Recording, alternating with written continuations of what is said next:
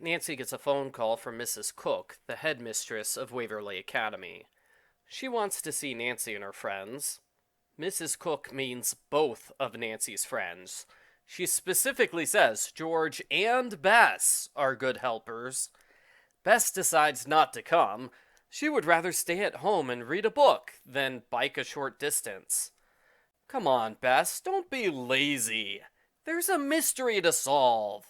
Argo Funk Book Review, Argo Funk Book Review. Mrs. Cook proves to be rather unhelpful. She refuses to say anything about the mystery unless Nancy agrees to take the case. She and Nancy go back and forth for a few pages, like, "What's the mystery?" "I can't tell you until you solve it." "I can't solve it if I don't know what it is." "I can't tell you what it is until you solve it." "I can't solve it if I don't know what it is." The stalemate is broken by a crying girl named Sindhu Banerjee.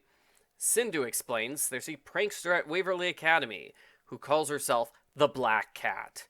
She leaves curse notes at the scene of every prank. The first prank was coating a basketball player's shoes with tar. The second prank was on Eliza, the star of the drama department. The culprit snuck into Eliza's room in the middle of the night and cut off most of her hair. How terrible! The third prank was changing out Sindhu's cool CD for a bad CD. Now everybody thinks Sindhu has bad taste in music. I guess that's embarrassing, but it's way better than having your hair cut off. Nancy and George agree to take the case. As her cover, Nancy is assigned to work with an English teacher named Angela Friedlander. Nancy arrives at the classroom just in time for prank number 4. The culprit hid a real-life black cat inside the teacher's desk. The cat escaped and caused chaos. The cat's name is Catastrophe. How appropriate. Nancy gets a look at the black cat's curse note.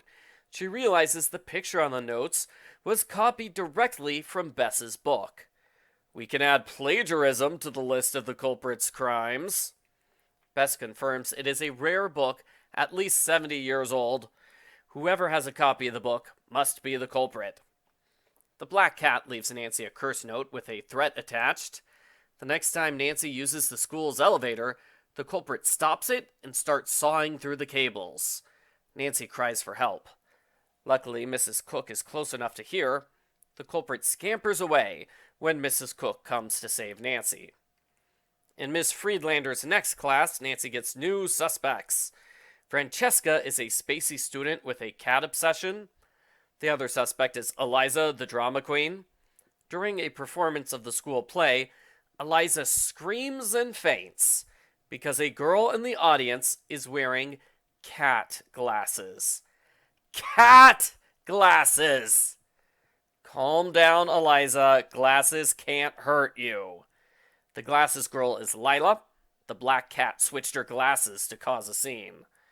The black cat deletes Kalisha Jones's senior thesis, which is a way worse prank than switching out someone's glasses. Nancy finds tar in Eliza's room, and she finds the telltale book in Francesca's room. Uh-oh. When questioned, both Eliza and Francesca claim they're being framed. Bess hears gossip that Eliza cut her hair on purpose. Mrs. Cook's gossip says Eliza and Lila are in direct competition to be the leader of the cool girl group. Somehow, I'm not surprised, Mrs. Cook knows all of the good teenage gossip. Things get serious when the culprit kidnaps Miss Friedlander. The culprit leaves behind a ransom note demanding $5 million for her return.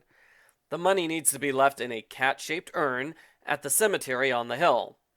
The big problem is that Miss Friedlander's parents can't pay the ransom because they're dead. A student named Rosie Singh emerges as the new suspect, since her family desperately needs tuition money and she's been accused of plagiarism. George will later confirm the plagiarism rumors are true, but this revelation comes too late to have an effect on the story. The black cat kidnaps Lila, leaving behind another demand for $5 million. Nancy double-checks alibis for when Lila was kidnapped. Honestly, Nancy should double check alibis for all of the Black Cat incidents, not just one of them. She could make it into a big spreadsheet. Nancy sees Rosie sneaking around, looking suspicious. She follows Rosie through a confusing maze into the school's kitchen.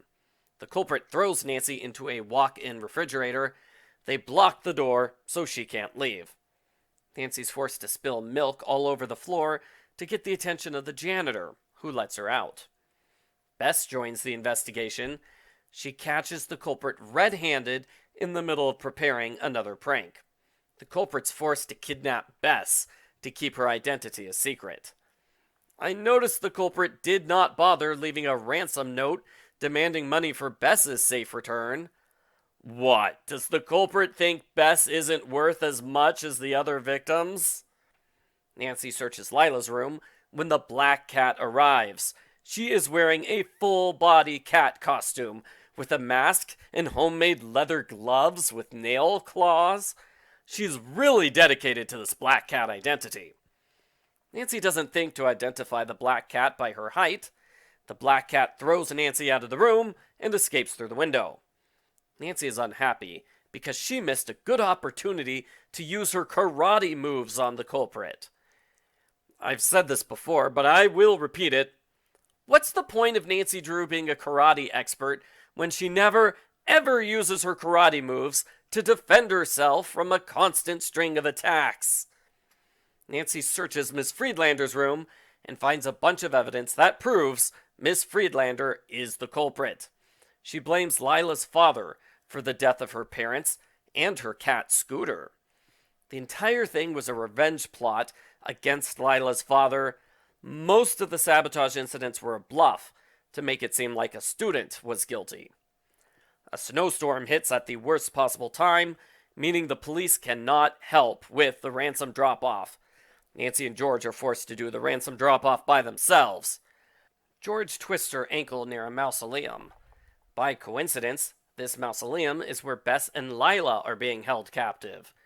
George figures this out and lets them free. Lucky thing George twisted her ankle in that particular spot, huh? Nancy goes to make the drop-off alone. When Miss Friedlander shows up, Nancy uses her karate moves to knock the culprit unconscious. Just kidding.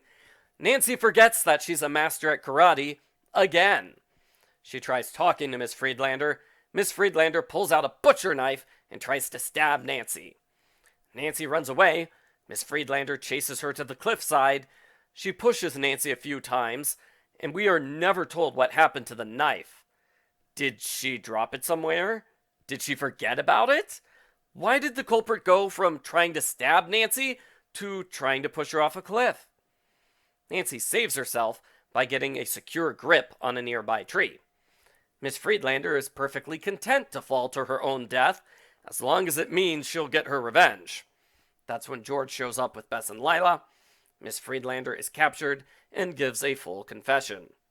The end. Post-book follow-up. I thought this book was decent. The setting is good. The final third is pretty dramatic and exciting. The student characters are probably the weakest aspect of the book. Eliza and Francesca are the only two who get any personality or character development. The others are more bland and interchangeable. 3 of the prank victims only appear once or twice. They should have been combined, or maybe replaced with Lila or Rosie, who are introduced a touch too late. Nancy's investigation is kind of aimless. I wish she had taken initiative and been more purposeful. She could have searched everyone's rooms on the first day, instead of spreading that job out over the course of the book. Also, Nancy waits 50 pages before researching Miss Friedlander's dead parents. That's the vital clue which solves the mystery, so it's a shame she put off looking into it without any explanation as to why. Overall, I like the book. I think the video game version is better, way better. But this one is fine. Fixing the characters and investigation would improve things. I also think the book relies a little too much on cliffhangers. I give Nancy Drew number 158, The Curse of the Black Cat, a 7 out of 10.